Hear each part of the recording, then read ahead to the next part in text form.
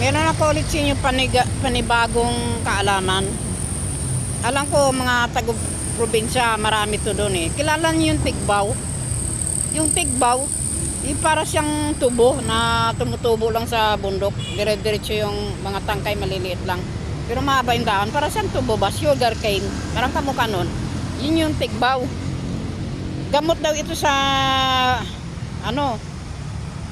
sa dumudumi ng dugo, sumusuka ng dugo at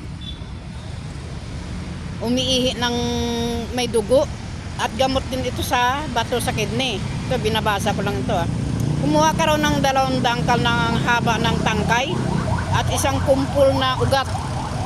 Hugasan mo ito, tapos dikdikin mo ng pino, tapos idikdikin, ilaga na sa 3 basong tubig. Inumin 3 times a day.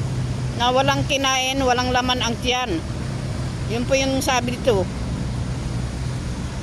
Kung hindi naman magamot ka agad yung sakit mo na ganun, ay kailangan mo pa rin magpunta ng ospital para sa paggabay ng doktor. Pero yung ganitong gamot, huwag mong pigilan ng uminom hanggat mayroon ka nakukuha na tigbaw sa atin sa kabundukan. Makakatulong pa rin ito sa sakit mo kahit na ikaw ay galing ka na ng doktor. Thank you for watching. Bye bye.